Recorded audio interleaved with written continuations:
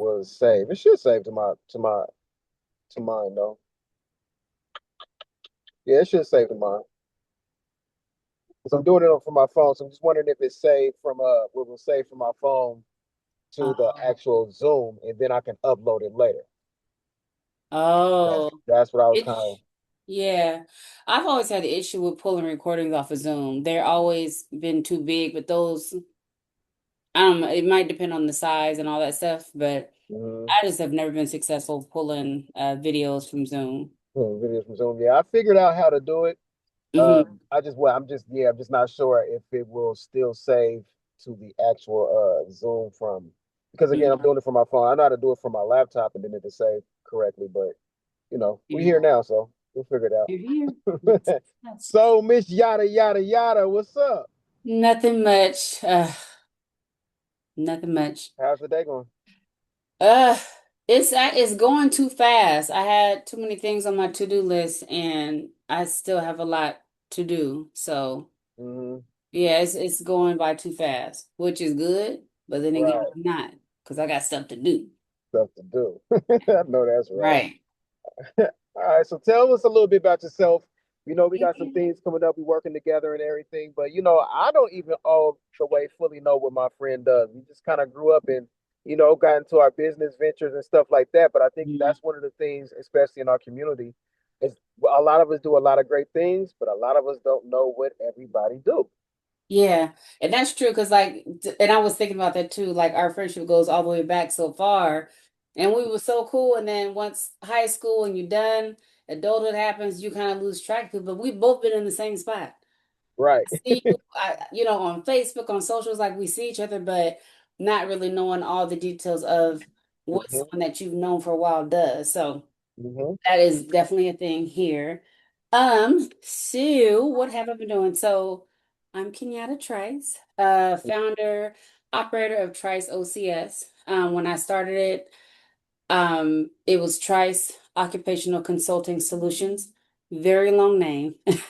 Very long Yeah. name, but it was I couldn't think of anything that was catchy that can also describe what I do. So I was like, let me just go long, keep my name in it, so at least people will find a way to recognize, oh, that's Kenyatta that does a thing that we need to do.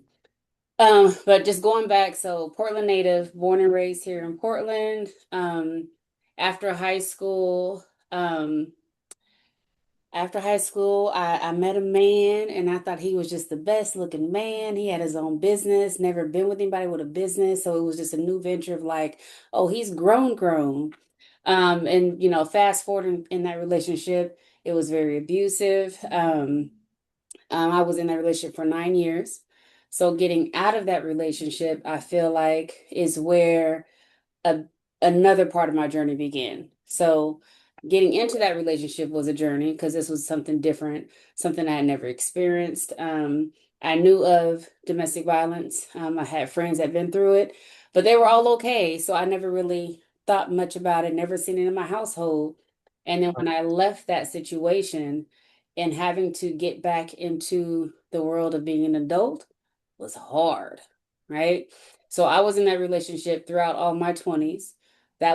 Those were the years that I'm supposed to be developing and learning myself and trying things and going on different ventures, but that whole time I was whoever that person wanted me to be. So it was hard Right. for me to discover who I was. So when I left that situation, now I'm like, okay, I got to figure out what I'm going to do. While I was in that relationship, beforehand, I had jobs in accounting and administrative. Like I knew my goal was I'll be an executive admin for somebody somewhere. Good way to make money. I like helping out. I don't like being the face front, but I like kind of doing the workings behind the scenes. So I was like, okay, I can be an admin because we all know people in administrative roles, they kind of run the businesses. They do the Right. thing because they know all the ins and outs. So that was kind of my thought process. Never thought about entrepreneurship because in my mind it was too much paperwork. Like I'm not doing this, it's too much. I'm not doing any of that. So finding a job was hard after leaving that situation while I was in that relationship. Like I said at the beginning, I did a lot of admin work, but within the relationship, I lost jobs, got pulled off of jobs, couldn't go back to jobs for, one reason or another. And I started doing work with him on houses, knocking down walls, doing all the construction, the carpet cleaning, all the physical work that I did not want to do. Um, but I learned how to do it. I did it with him. So now, in hindsight, looking back, that gave me a lot of other skills that I didn't know I needed until I got into the work that I do now. So Hmm. left that situation. I was like, okay, I have to go look for work. So 8 years out of work, consistent work, my resume looked terrible. It was administrative accounting. Then it switched over to not working. Then it switched over to labor ready. Then it switched to like carpentry. And I was all over the place. So when I'm trying to apply for the jobs that I know I can do, Hmm. was looking at my resume like, girl, and because I just got out of a relationship that was physically abusive, I had marks and scars. So I also wasn't the face of a company, especially as a Black woman, on top of maybe having marks and scars. So Right. it was a struggle. I ended up working at Brooks Staffing, which was the Black-owned staffing agency here in Portland. They gave me an opportunity to work some small temporary positions. And one thing I knew, and I was taught, whatever job you do it to your fullest because you never know when somebody's going to need you. So I accepted all the little temporary positions. Typically, the ones that I accepted were the ones that were like, that I can get were like warehouse, but I made sure it was like warehouse slash order selector, warehouse slash something where I can touch a computer or touch a tinky pad. Um, Right. and I was just trying to build up that administrative side again. I didn't know that's what Mhm. I was doing, but after a couple of years, I'm like, okay, I got this. If I put myself in positions that I know I qualify for based on experience, as well Mhm. as kind of get back into that administrative that I used to do back in the day, I'll be able to hopefully get away from the warehouse and jump into Right. administration. So it kind of worked out that way. I worked my way from being a temporary associate to working there as a temporary at the front desk to being hired as a staffing manager to being promoted to recruiter. So within that position, I learned a lot about different jobs, how they operate, based on the type of people they needed to run the business. And like I said, a lot of the workers are the ones who really run the business. So Mm, absolutely. um, when in working at Brook Staffing, they work with people with barriers. So I myself had my own barriers, but it was also cool working with other people that I knew in Portland that I went to school with that they may have a barrier, whether it be um, criminal convictions, whether it is something with like just their time and their skills, whatever that barrier could be education. So being able to help those folks find jobs was like a double blessing for me. One, I was Mhm. getting paid, which I needed to, and then I can help them get paid because in the back of my mind, it's like stability is important. That is one of my movers for me is being able to be stable, being able to have the things that you need in order to get through to the next day, the next year, what have you. So working there at Brook Staffing, I learned a lot about different businesses. I learned a lot about human resources. So when I left that position, people were asking me to do their resumes. And I'm like, sure, I'll do your resume. And I do the resume and they get a job. And I'm like, okay, I got some. Like, I got that. And then Okay. they told their friends who told their friends, oh, Kenyatta does resumes. And I'm like, okay, well, I don't know them. So I should charge them something. So I was Right. just doing like $20 to do a resume. They get turned around, get the job. They refer me to somebody else. And then I was the resume lady. And I'm like, okay, y'all give me names because don't nobody know my name. I'm like, I need to do something with this. So I wasn't thinking about it. I was just collecting the $20 here and there. I got a job at Bradley Engel, which is a domestic violence resource center. And I was the Okay. economic empowerment coordinator. So in that role, I worked with the domestic violence survivors on getting their financial footing again, whether it's Mhm. savings, budgeting, anything around education, employment, business. So all these areas.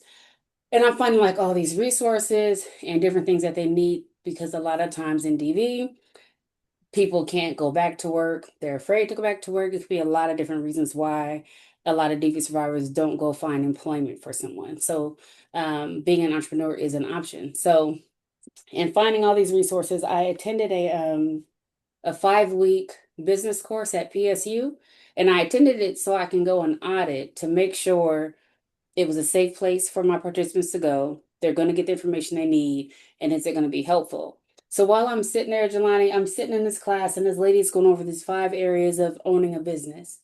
And she got into like the accounting side of it, where you're doing your tracking, you're making sure you know who your clients are. And I'm like, wait, I do that. I track people and Right. what they give me. I'm doing this. And they Mhm. talk about some of the marketing stuff. I'm like, I can do that easy.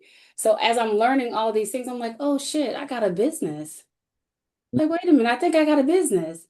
And then I want to say it was that same week or that same month, because I was kind of check to check. I was in a struggle mode. And I had extra money in my bank account. It was like $300. I'm like, why do I get extra money? I'm like, oh shit, I forgot to pay a bill. Like, I can't Uh-huh. not pay a bill. I need lights. I need all these things. Right. Like I said, I was in struggle mode. So I was like, anxiety through the roof. I'm nervous trying to figure out what bill I missed. And it clicked and it dawned on me like, wait, this is the money from the resumes. Ah, Wait a minute. Oh shoot. It's making me money too? And I right. can do it, and this is something I like to do. So that's when I was like, well, let me buy 100 business cards. And if those Mhm. business cards come back, then I'm going to start a business. So 2016-ish, I bought my Vistaprint 100 business cards. They were ugly too. I seen an old one. I'm like, I thought this was cute back then. But I bought some business cards and they were gone within the month, and a lot of people were coming back, people I didn't know. Um, yeah, just people I didn't know at all. So from there, I was like, okay, I'm going to get a domain. So I got a Right. domain, and I learned all that from that business course. Get a domain, make your presence known, make it more professional. I got the domain. I didn't do anything with it. I didn't get a website because I didn't have no money. So I was like, let me figure this out. While I got my Okay. Kenyatta at Trice OCS, I had my domain. I set it up with Google, and it worked out. And people were responding to me, and I was getting a lot of clients. And then I had a friend who asked me to help her with her business plan. I was like, your business plan, I can't help with that. That's legal. I can't help with no legal documents. Right, And she right. was like, no, just help me. I just need to make sure it makes, I don't know what, I can't remember what opportunity she was trying to go for, but she needed a business plan. And I was like, Gotcha. I can't do that. That's not my area. So I was like, whatever, I'll look at it. And I looked at her business plan, looked at her brochures, looked at her website, and nothing matched. And I was like, wait a minute, what do you do? Because I thought you did this. Your website say this, your brochure say this. And then I started just writing down all the things that I seen that were inconsistent. And then from that, and when she looked at it, I thought she was gonna be mad at me because I was like piecing her little business plan apart. And when she looked at it, she was like, this is exactly what I needed. I needed this so I can know how to present my business. And I was like, okay. And then I looked it up more. I'm like, wait, business plans are not legal documents. They can change Right. each time. So I was like, I can do this too. Since I'm reviewing Hmm. resumes and doing all that for career, I can do it for that long-term career of entrepreneurship and business ownership. So I added Right. that to my list of things to do for the business. And then that started blowing up and people were coming to me for business plans. So I'm like, Yeah. okay. And then from there I did this and I was like, oh, I can do this and I can, and I had all these different streams of revenue, which was Hmm. cool. I've always worked a full-time job on top of the business, because the business Right. is more of a side thing for me. Um, Hmm. because I'm used, because I came from a struggle mode financially, I'm used to having Right. that check every 2 weeks. Right. The entrepreneurship checks, they do this. Yeah. Yeah. It's That's turbulent. that's different. Right. So yeah, so I started the business. So it started off as career consulting and business consulting. And now it's more of strategy consulting as well as document services and notary as well. Because a lot of times when I talk to business owners, whether it's contracts or grants that they're reviewing, they may need a notary. And it's like, Mhm. why not just do it in the house? You All know, right. All right. so So I kind was of going be to a take a note. one-stop shop. Yeah. Yeah. No, that's good because I was actually I was taking a notary class as well because as my journey as well, I'm finding out things do need to be notarized. And I had the opportunity to take a course from a lady and become certified and get a notary. So that's kind of dope that you actually like thought of that. Was like, yeah, just add everything that you run into and you turn that problem Yeah. into a solution. Yep. Because people was like, oh, okay, now that you helped me with this letter, now I need it notarized. And I'm like, all right, let Right. me find somebody for you. So, I like to Exactly. know what my resources are. I'm like, let me find. I Mhm. found out. it don't take a lot to get the license. And I'm like, Hmm. let me go and get this and add it to my little, to my business as Yeah, an yeah. extra. But it definitely is extra. It does come in handy. I Okay. don't use it obviously for all clients, but it comes in handy when it needs to. Yeah, yeah, absolutely. Okay, well, that's wow. That's That's a lot. that's a lot. Yeah, I mean, I never, I knew some of the story because I remember when people were actually going to you for resumes, and I think Yeah.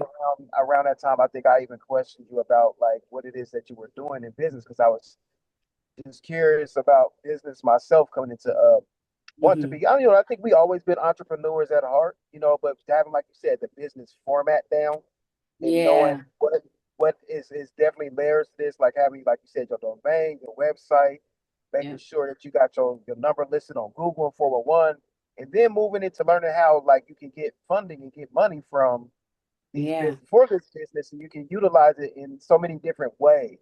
You know what I Yep. mean? That might not even necessarily be for business. So coming into learning all that stuff was like one of the eye openers for me. And then, like Mhm. you said, too, adding every single thing that I ran into a problem, that my Yeah. clients I found ran into a problem, I just found the solution. Like either I can refer you somewhere, or I can learn how to do it myself and just keep everything in house.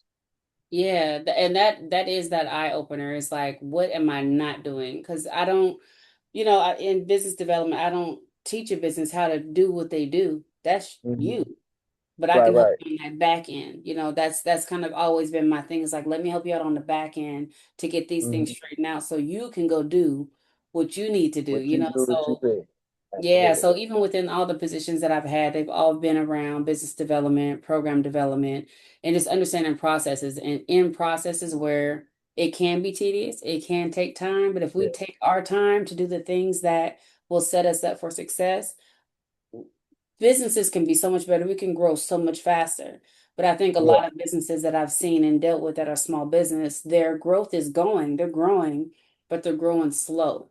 And a lot of that is yeah. because they don't have processes in place or even systems in place.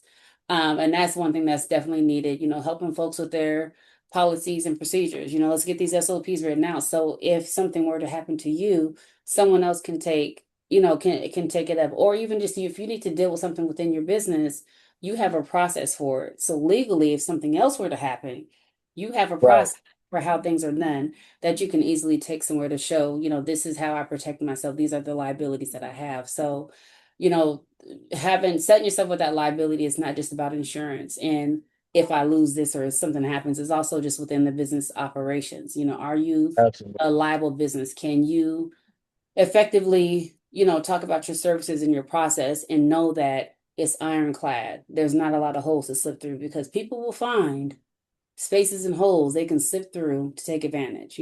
So Absolutely. I'm really That was big one of my on things I was going to ask you.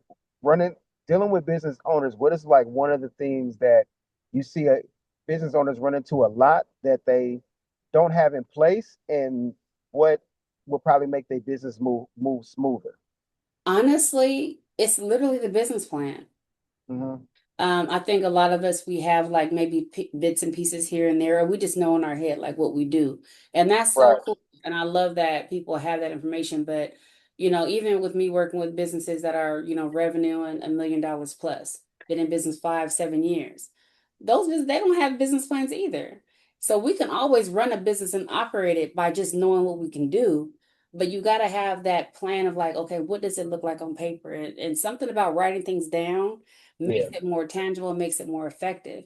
So I think that's the one of the biggest things that I see with a lot of small businesses is they don't have their business plan together because the business plan will help you with opportunities, with funding, with collaboration. Some of these grants, you got to have a business plan in order just to get the money, Right. and don't just make something up and put it together because that's the other part it's a contract. So you're gonna be held to that thing that you just put together instead of really Mhm. sitting down and putting your business plan. What does your business do? What service do you offer? What are the outcomes of your Right. business? And I think a lot of small businesses don't really have that on paper in one place. Okay. Yeah. Okay, I'm gonna tell you the truth. I ain't got no business plan. I've been doing a lot, and I ain't got no business plan. So let us It, know what typically should we put on, because a lot of people tell me that too. Like I'm gonna get their business plan because the mentors and people that I follow, right? There's one of the sayings that they say is like start now, worry about the rest later, right? And the theory behind that is that we don't know if this landscaping business is going to work. So before I go dump money into it and LLC it and get it incorporated, let me see if it's making money. Then, I can then, like you said, and then now I can go through this process of like, now I need to get funding. So what do I need to do? Yeah. I need to go, LLC it, incorporate it, get all my ducks in Mhm. order and stuff like that. So now I have a legit business I can take to the bank and everything else. But I think one of the things that in that particular model we lose is that we don't get business plans. So what typically should we put on a business plan to be a good business plan?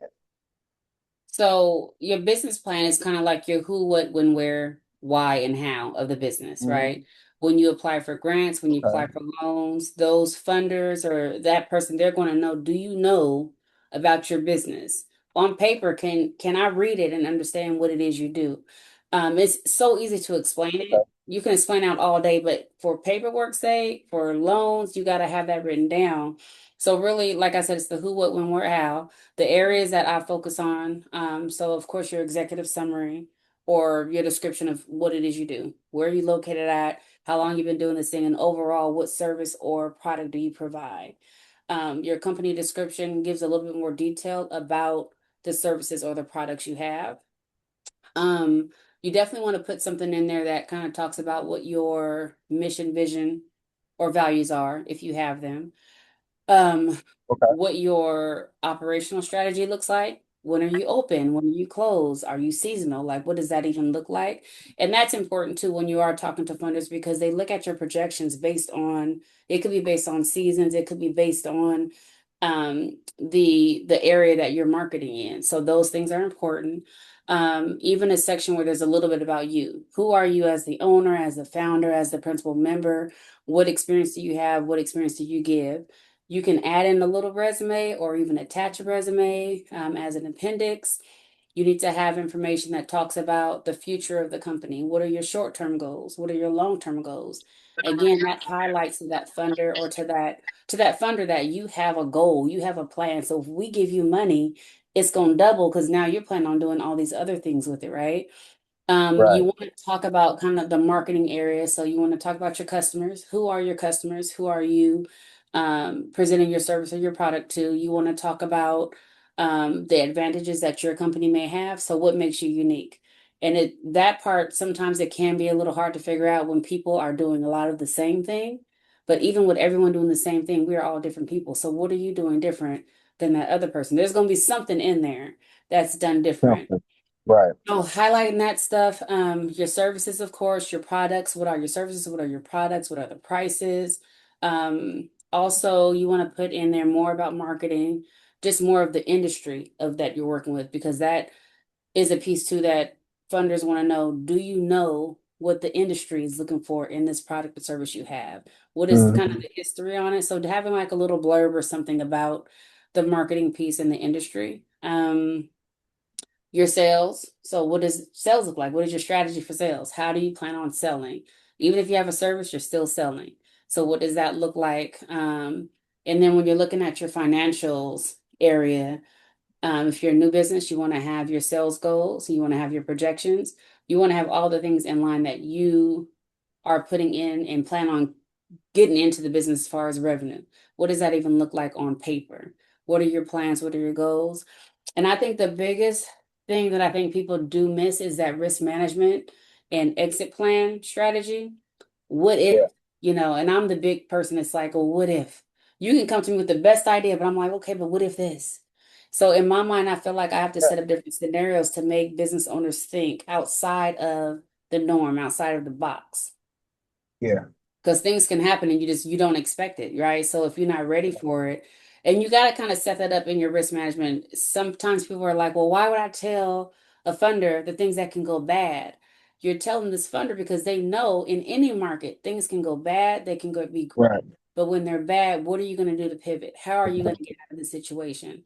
So risk Mhm. management section is not all negative, it's definitely a positive. So even for you, if you're planning your business and let's say 4 years, you look at your business plan, like, okay, what did I do then and what can I do now? So that's when it's important to kind of go back to see what you were doing to say, okay, what can I do different based on my risk management strategy? Like, what didn't I do? or what did I recover? Like what happened in that area that I can do better now? So that's kind of the different 5 or 6 things that you need for your business plan. I know traditionally back in Business the plan. day, business plans used to be 20 some pages with appendix and um, a table of contents. No, nobody want to sit there and Okay, read all yeah. that. Right. Hmm. Okay. That's what I vision. When I see a business plan, it's like pages and pages of like all this detailed information. And sometimes I've been thinking like, I wonder if people I don't know if you experienced this. Do people make it harder than it needs to be? Because I Yeah. feel like that's people they know like I said. I tell people get started now, worry about the rest later. Business plan, I haven't done one myself. I'm gonna do one though. I promise you I am. Hmm. I'm gonna do it because I just think it is needed and it's good for you to Yeah. see the outline of like what your business is. And if you can give somebody an elevator pitch from first Yeah. floor to the third floor, you better be knowing what you're talking about. Otherwise, you might Yeah. be out money. I mean, think about it like a cover letter and resume. You going for a job, you got to have a cover letter that talks about who you are as a person and how you'll be benefit to this job, and you got to have your skill set to show it. It's the same thing in business. For your business, you got to have a business resume, which is your business plan. It just kind of tell more about your business. And as far as the length of it, I don't know why they used to be so lengthy. But half the time those funders ain't looking at that. I work in small business loans for Owami giving out loans, and it's like the bottom line is, do you have the money to pay this back? Right. With interest, are you able to pay this back? So based on your sales, based on your projections, or based on what you're showing me from your financials, do you have the capacity to pay this money back? That's the biggest thing they really want to know. And do you understand your business and your industry and risk? What if something happens? Are you able to pay us back? Because if your business goes bad, we still need our money. That bank loan don't go according to how business is in the industry. You still got to pay that back. So, Okay, that definitely makes sense. You got to make sure you got some business revenue coming in. yeah. Now let's talk about this. This is something that me and you discussed before, right? The power of AI and automation. Have How have you seen the industry changing from developing businesses now to people are actually developing businesses with AI? You know what I mean? And Yeah. creating businesses with AI. How have you seen the industry change, and how has that affected what have you have seen in the industry people that you have seen? AI has affected me tremendously. AI Mhm. is one of my biggest competitors because I do a lot of document preparation and editing and reviewing. Where I think AI is dope because it's efficient and it is like a Google on crack. It is a Google search, like it gives you all the information, which I think is cool. But I think where people have that downfall is that it's not your person. It's not who you are. It can give you very good examples. I think it's a tool. It is Yeah. definitely, I utilize it as a tool, right? But what I do is I plug and play. When I'm doing a resume or I'm doing a business plan, I'll put out what I feel it needs to be there. And then I'll plug it into Google to say, what am I missing? I don't have to take, or not Google, but AI. I don't have to take what AI tells me. Because if it sounds too Right. computerized, it's like, that's not what I want from my clients. They come to me because I'm a human.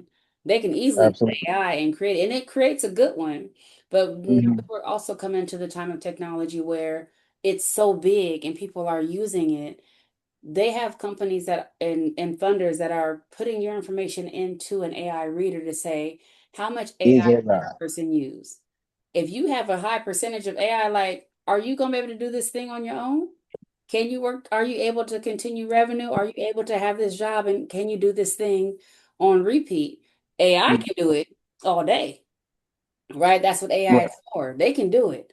But can you do it? Can you kind of manage those operations? So I like AI. I like that it's a good tool. I like that it, for the most part now, you give, Hmm. pretty precise information. Part of me is a little conspiracy theorist in Yeah. there, but that other real side of it is like people are using readers to see how much originality somebody actually has. Hmm. For instance, I have a client. She was gonna come back to me for her resume review revision. She decided to like, you know what? I'm just gonna use AI, and I'm like, okay, if you do, just use your own words. Right. Frame things how you want. She's like, okay, girl, I got it. Well, a couple weeks later, I was on an interview committee and I didn't realize this is the job that she was going to interview for. So she got the interview. I'm looking at her resume and I'm like, oh, this resume is all AI, like Right, 100% to me, AI. And so, right, when going through the interview process, she was selected as one of the top ones, but then they did a process where they had this AI reader and an ATS tracker as the applicant tracking system. And uh-huh, they fed her resume through the applicant tracking system to see what percentage it got. They also put her resume through the AI reader. And I want to say they said if there's anyone over 65%, that they're going to put them in like the maybe pile. We'll come back to you if we don't find any other candidates. Well, hers was like 72%. And I'm really, like, girl, you use too much AI. And for this role, it was a program development position. So they needed the creativity, they needed you to they be in needed that to, role. yeah. Yeah, and then she didn't get the job. Oh So wow, she called me a week later just to kind of give me the update. And I didn't tell her that I was on the committee because I wasn't going to be able to do nothing for her anyway, but I right, did let her know, like, show me the resume you use. So she sent me the resume. I was like, did you use AI 100%? And she said, well, I did do some copy and paste. Some things sound better than me. And I said, but the thing is, when you have your resume and you're going in for an interview, they know you have the skills. They know you can do the job. Now they want to see who your person is. So when you're being called in for an interview, they don't want to see you AI on paper. They want to hear who you are, so it was just kind of like a thing like we get so dependent on this tool and we mm, get too dependent where the copy and paste is it's too much. You know what I'm saying? It's right, taken away from who you are as a person and people want you. Your business is right, your business because of you. It's not your right, business because of AI. You right, created, you know what I'm saying? So right, part of it is I got a little bit of the old school in me. I yeah, still rely on that human touch, that human speak. But yeah, I think right, it's a good tool. right. So that's the thing. Like I'm really big, really big on AI. Just learning that technology. And like you said, I was watching. Just an example. I was watching a game show. Hmm. I want to say it was like today, right? I think it was like a couple game show, like a couple, friend, best friends, or husband and wife, whatever. And they had to answer these questions like, how many windows do the Empire State Building have, right? And these people were talking it out. Like they were counting six windows at the top. They were literally doing math. And I was like, wow, that's what it looks like. And they were doing it fast, but that's Yeah, AI looks like in human form trying to figure things out. And AI is just like a super brain, like you said, it's like yeah, on steroids on crack. It just yeah, brain and thinks really fast. And I think problem with today is that a lot of people don't know how to use it and utilize it, like you said, as a tool yeah. correctly as well. Because even if somebody did their resume, because I work on Chat GPT so much, it Hmm. understands my tone. It understands how I write and how I think. So unless you give it a specific command like assume the role of Jelani Sharif and take all of the information and data that you have gathered from our conversations and write me a resume and put it in my tone. It will then start to craft the whole letter.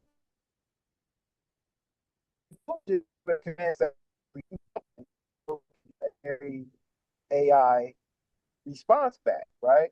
Yeah. So that's one thing. The other thing as well, right? I think a lot of people get hung up on this as well. Like you said, it does remove the person even on my Instagram. This is what I Mm, believe. This is just in my business, right? I don't give something without getting something in return. mm, Because even before you get a account, what do Fashion Nova get from you? They get your right. email,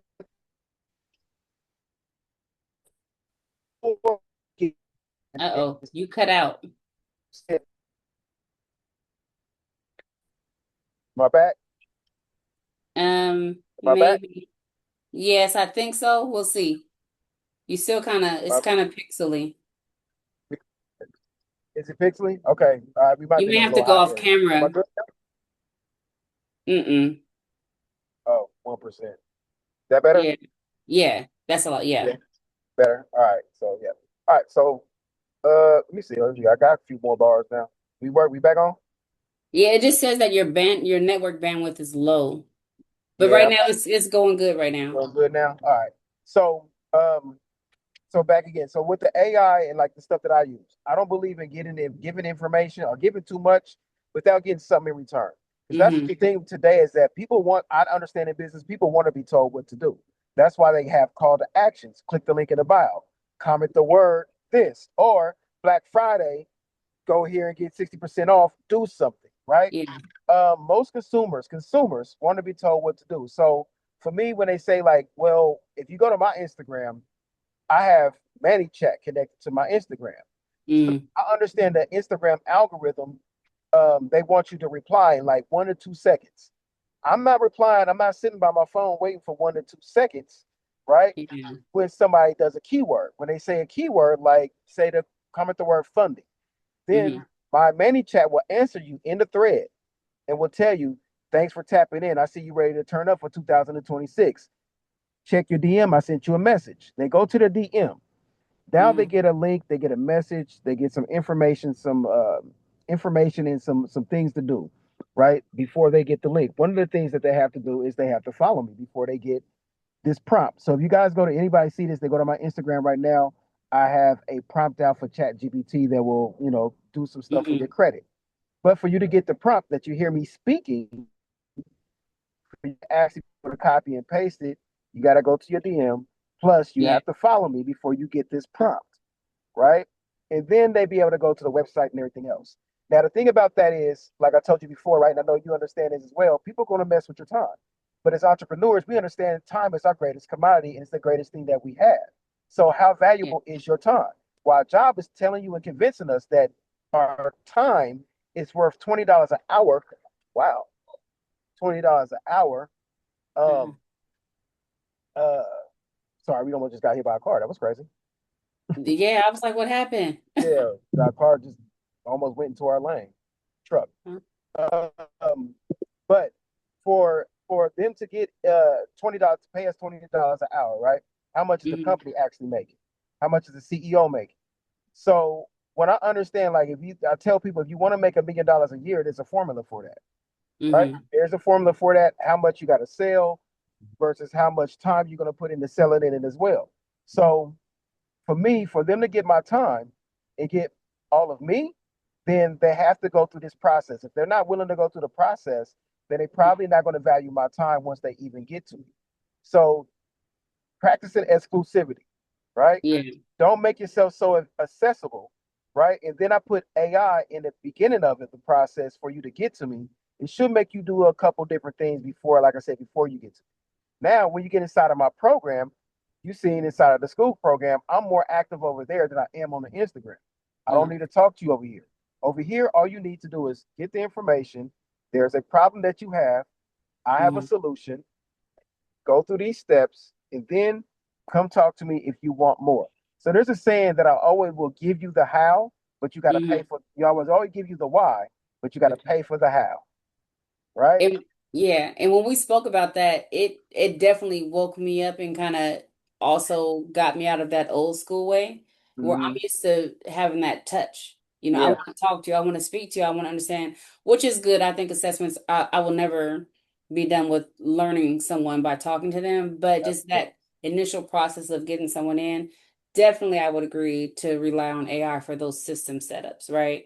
I think it's Mm-hmm. definitely important. It's more efficient. It takes away from you taking what 20, 30 minutes to talk to somebody who may not even want your service at the end Mm-hmm. of the day. So it's like, dang, I could have been doing something else in that 20, 30 minute time frame, right? So Mm-hmm. it definitely, when we talked about it earlier, it was like, right, what am I thinking about? I'm not moving. Because think about this like this, right? Before you go talk to Tony Hobson at SEI, how many people you got to get through before you talk to Tony? I think I told you that, right? I asked you that, Yeah. right? How many people you got to do? So AI, like you said, is another tool, and it's just Hmm. got to get through these necessary prerequisites before you actually get to me. Yeah. Because, like you said, 30 minutes, do that times 5 people. Woo. Yeah. Now, one thing I want to say that has happened is when you're using Chat GPT, and it takes your tone. Yeah. So, another story. I had a client that was she was applying for a job that was hoping it was a state job, uh, a federal job, excuse me. It was a federal job. So it's a long process where they have you doing these supplemental questions and other interviews. So it got to a point where she was doing a professional summary. And then she did ask ChatGPT in her tone, da da da, say whatever. But what Mm-hmm. she forgot was she asked ChatGPT just random stuff, random playful stuff, right? And the thing Okay. that happened that I noticed is that her professional summary was more it was more playful than professional Mm-hmm. because it gathered all the information that she's been putting into ChatGPT. And based on Mm. everything she's talked about, where there's a funny thing or something, it gathered that together. So I told her, I said, how about you just have a ChatGPT for professional? Use your Copilot or your Gemini for, recipes and funny stories and bloopers and things Mm-hmm. like that. Because when those things intermix, it's bringing all of your personality together, and how the Right. computer sees your personality is everything that you just said. So, I mean, Right. we doctored it up and she did what she had to do, but what it spit out first was like, I mean, it's professional, but why it say this and why it say that sentence? That don't make, why would they Right. want to know that? They're like, that's cute, but that's like, save that for the interview, so it was kind of like, dang, that's Right. crazy because it does calculate Right. everything that you've done. Everything you do. Mm-hmm. So that's like, keep those separate, like use Gemini for the fun stuff. Yeah, yeah, that's definitely interesting. That's good. That's definitely a good thing to bring up.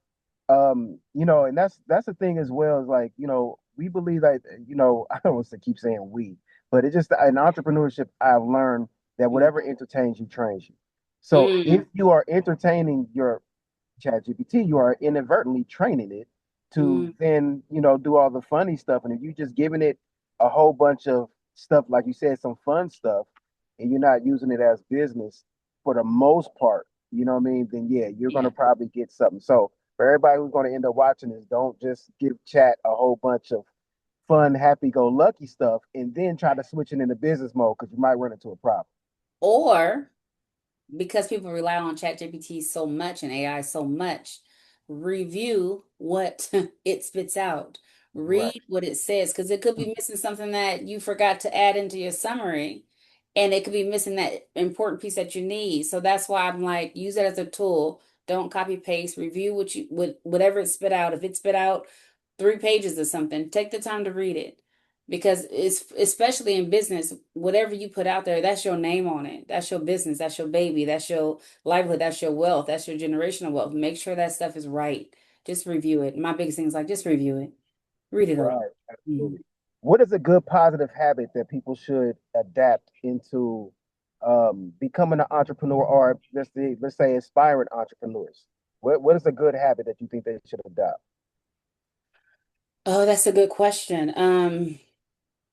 Because I'm a planner, Hmm. I think a good habit is whatever service or product you provide, mm, go through that process with yourself if you were the consumer, if you were the customer, Mm. and then find the gaps, find the holes, find like that didn't flow good. And I feel like once we are able to not even perfect, but just get our processes down, our processes are directly connected to our services and our product. So once we get Mm. the processes Okay. down, everything is going to be ironclad. So it's like now when I'm presenting or I'm giving this elevator speech, it's not rehearsed. It's what I know because when I've acted it out, I became my own customer, There right? you I go. look at my website to make sure I can click on everything and things make sense or it's not too wordy. I go out and I do these, mock things with my friends to talk about my business. Now, if they have any questions, that maybe I didn't say something right. So let me review what I did and try to just make it better. So I think a good habit is to kind of going through our own processes ourselves instead of just saying this is the process and writing it down or just calling it a go. Like go through that process so you know what the person is going to get on the other side. Yeah. No, that's definitely a good one. Wow, you definitely hit the nail on the head on that. I think, yeah, going through that and getting their processes down, that's probably one of the biggest habits as well. Well, I think another one of the positive habits that for me is that auditing your circle. Auditing your circle. That was one of the biggest things, for my my crew. Woo, right? We come from that lifestyle. It's only a couple of us that Yeah. actually took on entrepreneurship and like grew outside of like the norm of what we've been taught. Like, right, go to school, get a job, and that's just where it's at.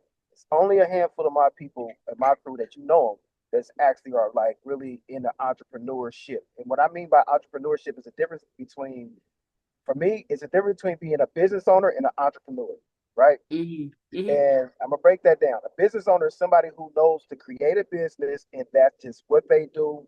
That's one lane, and they don't really need to learn. I guess take mentorship, or they don't believe in mentorship because what they do is just what they do. Right? I'm comfortable right Hmm. here, and you can sufficiently run a business by not knowing a lot of other Oh, stuff. Right? absolutely. You Absolutely. can, I mean, I don't. If I get a food cart, it's not against anybody with a food cart. So, but if I get a food cart, I really don't need to learn too much about systems and process and fundings and how to get funding and everything else because I'm just doing one thing. I'm getting food. I'm serving food. It's right here. When the doors are shut out at 3 o'clock That's p.m., it. my business is done. Yeah. Entrepreneurships, we work 24/7. There's not a time, like you said, I can't even shut my brain off because there's so many different things and so many different avenues and so many different ways to reach one desired goal and outcome. It's hard for me not to continue to learn, right? Yeah. So audit in my circle was very imperative for me because I needed to be around people who were not distracted. People who were being distracted were only giving me another place to be distracted at. And my Yeah. boss don't care Yeah. about my excuses. Hey, you woke up, you went and got drunk Saturday night. Well, guess what, y'all? I work Saturday and Sundays. I don't take no breaks. Yeah. You don't take Yeah. breaks when we do this, this thing. So for Super me, it true. was definitely auditing my circle and creating a better positive habit around the people.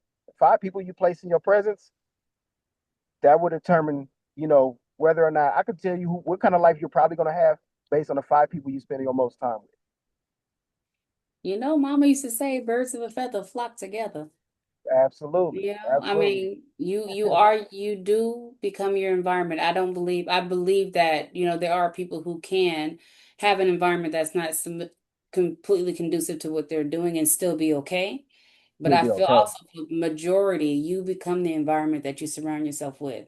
Your friends that Mhm. you're around, the energies, all that pulls and it attaches to you and vice versa. So it's like you definitely have to be mindful and make it a habit of like choosing your friends wisely, choosing Yeah. the people around your business partners, all that. Like it all goes Mhm. into the same bucket of understanding relationships Mhm. and what you can get, not what you can get from it, but what you can get out of that relationship as a whole between you and that person. So, Absolutely. yeah. Absolutely. And that's the thing is that there was a saying, right, that um, if you are within 25 feet of a positive person, your positivity will raise up 22%, right? So this is the thing about everybody who end up watching this, right? Is that we're not telling you not to love your friends and not to love everybody, that you Yeah. still, you still love them, but you have to be honest with yourself. When are you going to wake up and become so selfish with yourself that you owe it to yourself to be the best version of yourself that you can possibly be?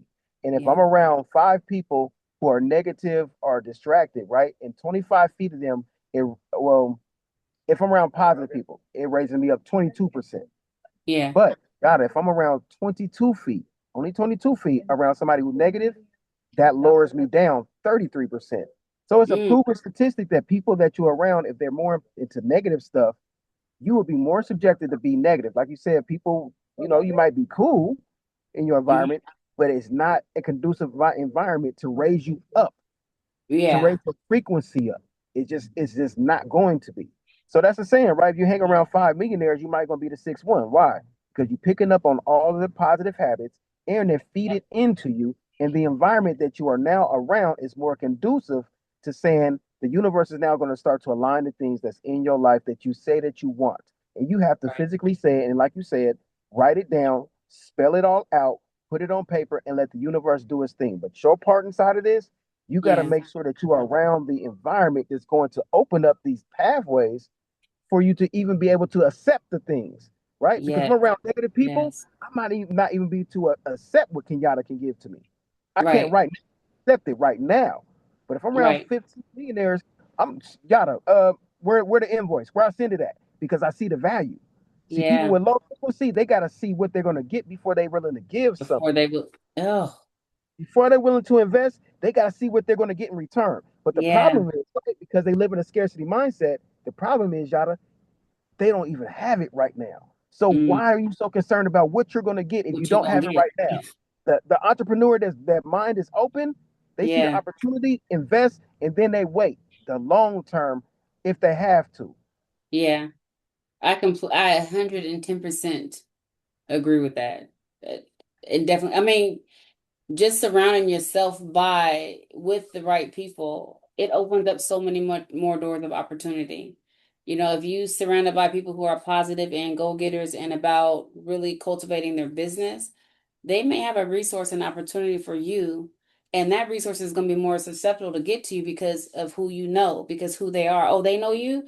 Oh, then I'm definitely gonna. I don't have to vet you out because this is a good person, and if you're around this Mhm. good person, you got to have good people around you. And I think that's Mhm. one thing that sometimes I feel a lot of small businesses don't see, where they don't separate themselves, not separate themselves from the business, but know that there's a lane. So if you got a wild side and you out in them streets, but you also doing this like holistic health and wellness, like it got to make it make sense. Because if I see it, and if when you combine in the two worlds together, especially in social media world, if I see both of them, I'm gonna be Absolutely. like, can I get wellness from her? Because she was just out.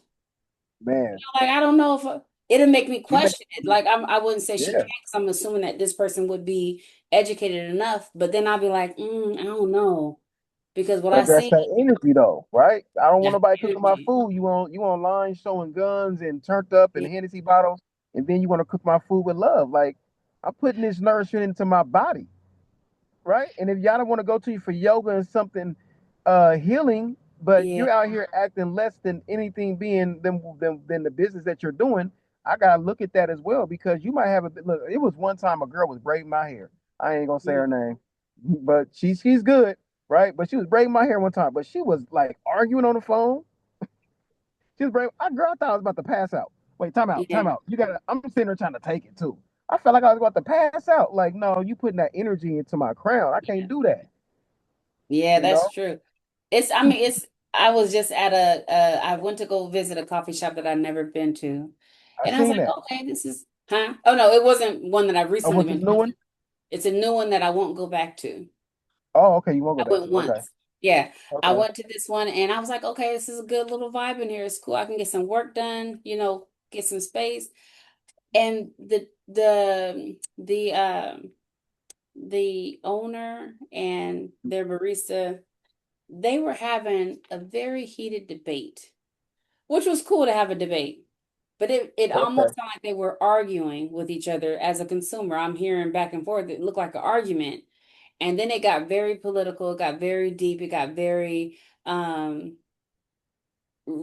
it was a lot. And I'm just like, I don't know if I want to come in a coffee shop where this is what I'm going to see. When I'm coming to do work and get the vibe, but y'all sound like y'all arguing, y'all talking about stuff and passing on your opinions very loudly. Like I don't know if I'm going to want to come back to this spot, whether the coffee is good or not. You know what I'm saying? So I think that kind of Right. falls under that same umbrella of being mindful of Right. your business, what you're providing, what you're serving. Because if their value proposition or their outcome is like, we want people to leave happy and full of energy, nah, my energy it's not there because I just heard a conversation that's like it was way too much for 8 o'clock Right. in the morning. You know what I'm saying? Right. So I think just being mindful is important. Yeah, that's definitely important. What is one of the most expensive lessons you have learned in business so far? One of the most expensive that I've learned. Expensive lessons.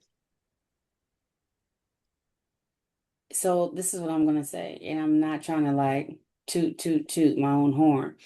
Okay. I'm very much a planner. Uh-huh. I'm trying to see what's gonna happen 5 months from now, so I'm trying to set it up. So I haven't had any very expensive lessons. Um, Hmm. because when I built my business, I was building it off of $0. So I was just Yeah. doing a little bit at a time, a little bit at a time. So it kind of like really created a good foundation for my business. But from businesses that I've worked with, I think one of the most things that can really turn out to be expensive, I guess, when it turns on to the legal side, is not having those policies in place, not having the legal side of your business taken care of. Those liabilities are important. And I think that's where I've seen a lot of businesses fall short is and when businesses take on partnerships. They Mm. take on that partnership because the person is cool or they have the same idea, but that person ain't for you, you ain't for them in the long run. So In when the you're not long looking run. at your partnership like a marriage, like a Yeah, relationship, then I yeah, think, and I mean, and just from that, if something falls out, a lot of legal ramifications can come where it can be a lot of money out of both pockets. So I think yeah. they can be very expensive lessons to learn, but they're very inexpensive to prepare and get together. Fair. You know what Right, I'm saying? So maybe it's not so expensive if the thing happens. right, Yeah. right. Okay, got you. For me, one of the most expensive lessons I learned is I would have did a lot earlier, but I did pick it up pretty early. But there was still some things I probably should have known. Mm-hmm. I would have invested more into mentorship and in personal development, right? Mm, And the reason why I say that is because a mentor, since I've been having mentors, and I have mentors for everything. Like if I yeah. want to be a better speaker, I'll go find a mentor that specializes in teaching you how to speak. I had a Hmm. credit repair mentor. I got a business funding mentor. I have a social media mentor. I Yeah. have a mentor literally probably for everything. But It's this is the thing important. and reason why. I would have spent more time and more money trying to figure out all of the things that I know now that my mentors have given me detailed information, what to do, where to do it at, where to place it at, and it saved me so much time. Again, Mm, our biggest asset is our time, right? So I would either been trading time to learn all these things, and I hmm probably would have spent money, and it probably, whether it would have went good or it would have went bad, I would have had to figure that out. So one of the sayings that I say as well is, when people ask me, well, how much does something cost? Well, my reply to them is, how much is it going to cost you if you don't get the information? How much is it going to cost you if you don't learn it? Right? That, How much is it going to cost you if you don't learn it? please say it one more time for the people in the back. To the back, how much time is it going to cost you, and how much is it going to cost you if you don't learn it? And So that's for that mental part of the risk management that people don't risk think management, about because it's not happening. You know what I'm yeah, saying? yeah, But yeah, what if? yeah. Yeah. Yep. So when it don't happen fast, they don't see fast results. They panic, and then that adversity makes them quit faster, Mm, right? So for me, it would have been I would invest into mentorship and into personal development. It's one reason why personal development will also show you how to have proper handling of people.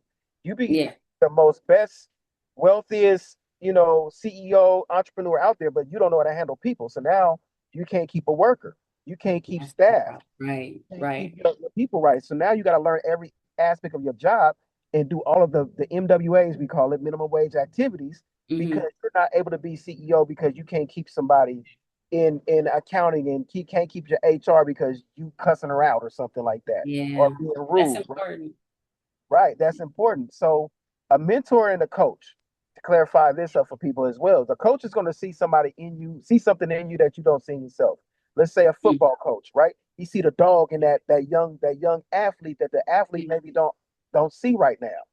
A mentor is somebody who's going to been through what you have trying to been through, going through all the trials and tribulations, and they're there to teach you all the things that they yeah. know and things that Mhm. they you don't know so that you can fast track your way to success. Yeah. I agree with that. You'd be Yeah. lucky if you find both. You might find one or find the other, but you'd be lucky if you find both.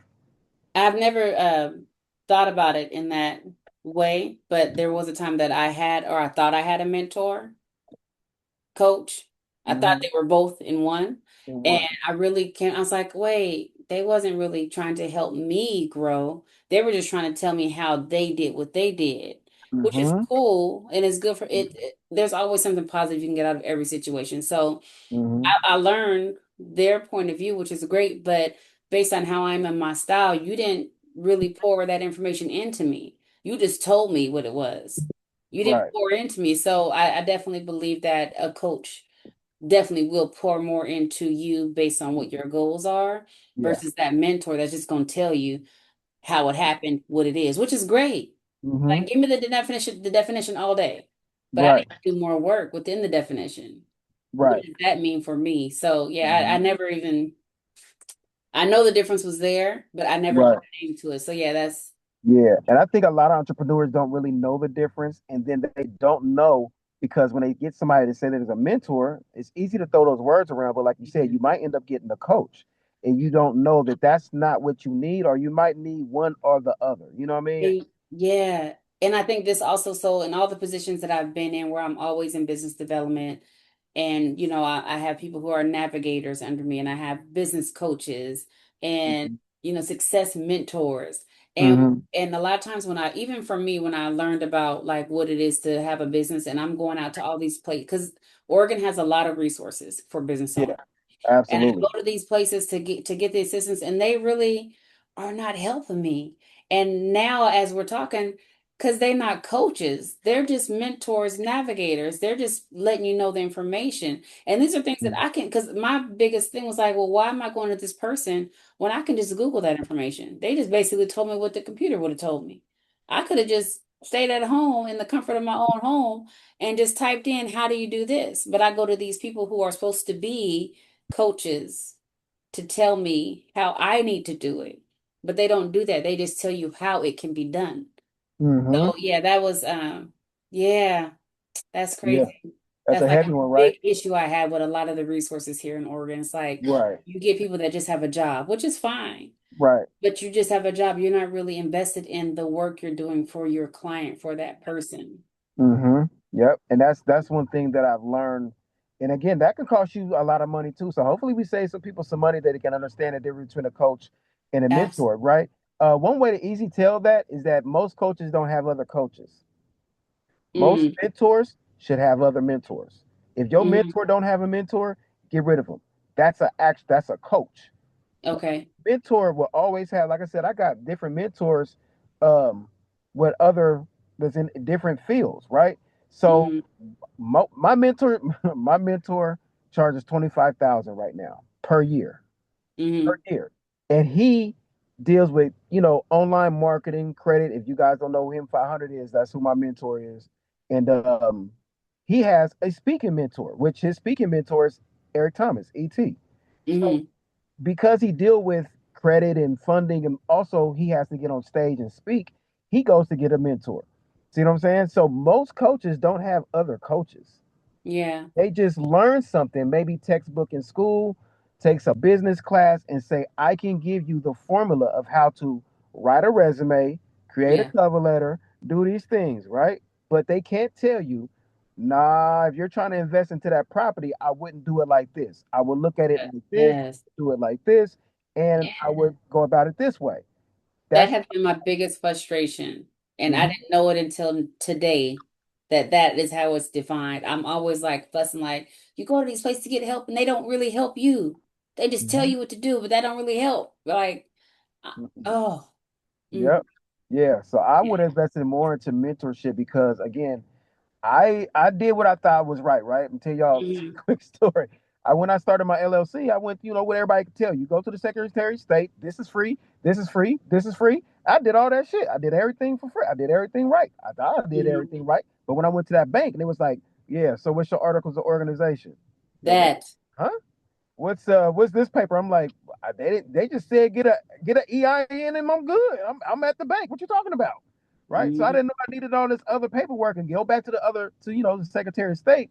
She like, yep, $200 for this file, $200 file this one. I'm like, wait a I, minute. I thought I was done. You said it was free, Yeah. so now I gotta pay like $400, $500 Yeah. to get all these papers that I need that I don't even know what they are. You know what I mean? So I did my LLC, then I got my LLC, it was in my home address. Didn't know Uh-huh. nothing about that.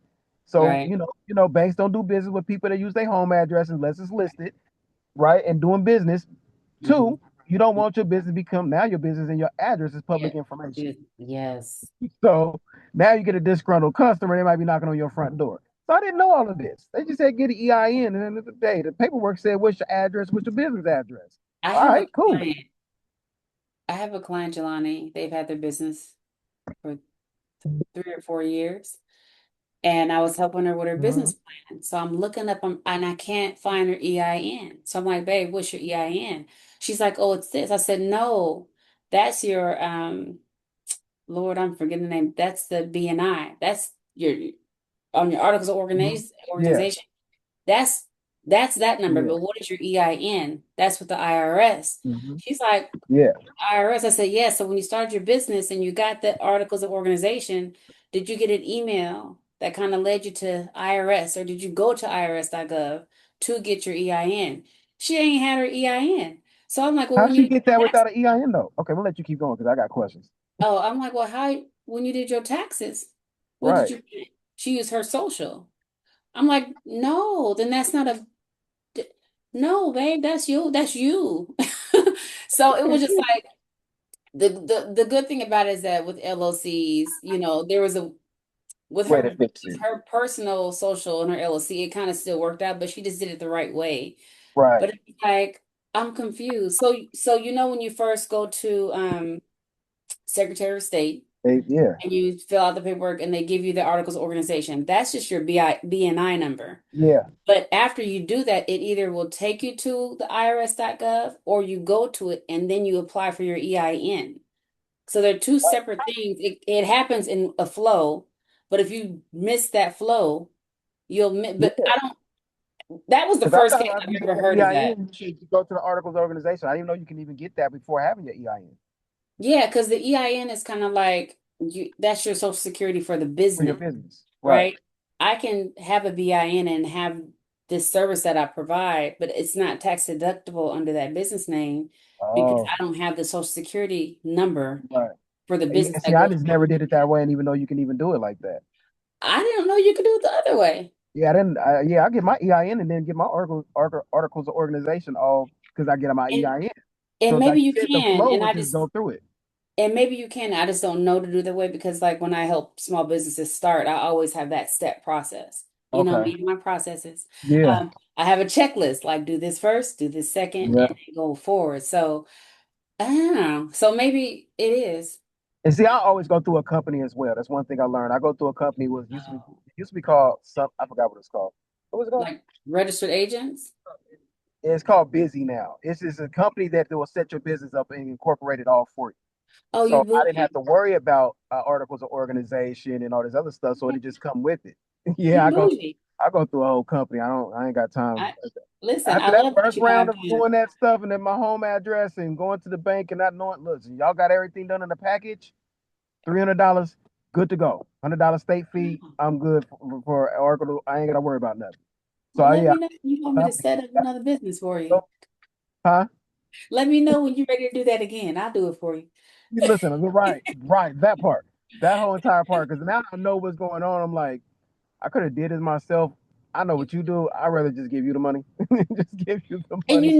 Jelani, it does not take that long to set What? up the EIN and do all that. It doesn't take that long. No, it didn't take that long. Yeah, it don't take that long at all. When I first did it, it was like, really fast. I don't know with this company, you can expedite it or there Hmm. might be something just in the back end they're charging people for. But I think it Yeah. might have took like maybe a few days for them to get everything together and it was fully incorporated and stuff Okay. like that. So I didn't have to worry about anything. Plus, this Yeah. particular company, they work with Bank of America. They will have Bank of America call you and they got me set up and I think they Oh, get cool. that, set up my That's business dope. bank account, and then it set off, and they gave me like $5,000. Oh, that's I didn't know there was like that type of one-stop shop for starting a business. That's Yeah, cool. yeah. Be busy. It used to be called something else, but now it's called Busy, Okay. Bizee.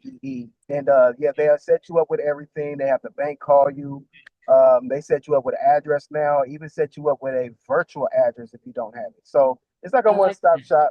But again, Yeah. that's what I learned from a mentor going to different conventions and workshops and stuff. So, like I said, I would invested more into a mentorship if I had to develop a habit. Yeah. A better habit is the more positive uh, personal development and mentorship. If I can give anybody, go out there and learn. Like Yada knows a lot of stuff, y'all. I call her Yada, so y'all gotta call her with Miss Trice. Miss You Trice have to y'all. people call me Yada now. Miss Trice to y'all, right? So, but but this again, this is the things like she has a skill set and something that you guys can learn from. You guys can learn exactly what she's doing, but just honor her time because what she eventually will be doing is teaching you a skill set is something that you can take and one, hold for yourself, Yeah. have this skill set for your family, make sure your family and your children is good. So now you're able to pass down information.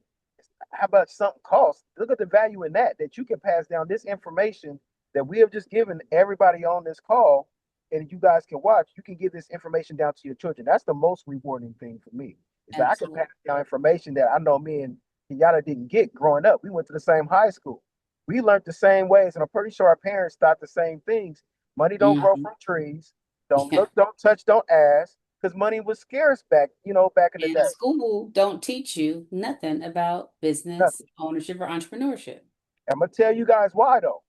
The same people who started, what is it?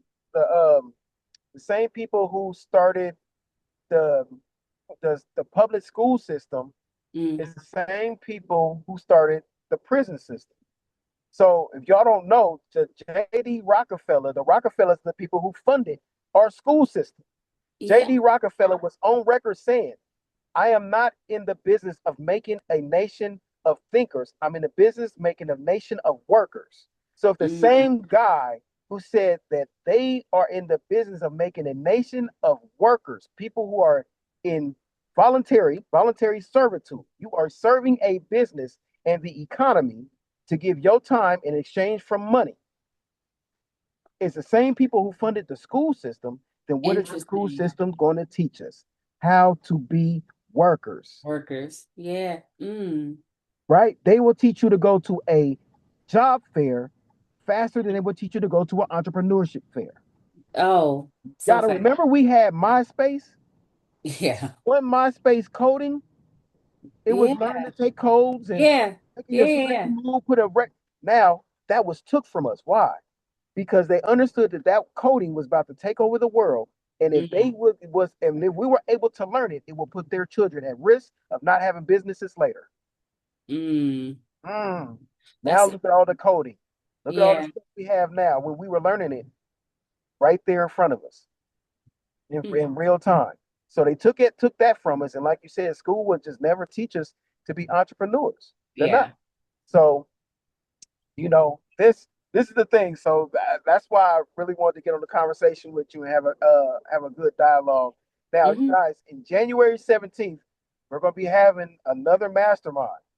Y'all will be up there teaching and giving y'all the game. So if you guys are business owners and you need to get your systems and processes in order, you need to understand that every business is gonna have run off of systems and processes. If not, you will always work in your business and never be able to have the time to work on your business.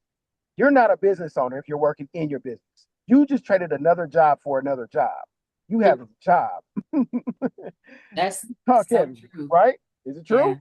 You are That is. now working in your job. That's a Mm. job. You might own the business and on paper, but you are working 24/7 in a business that you have a job.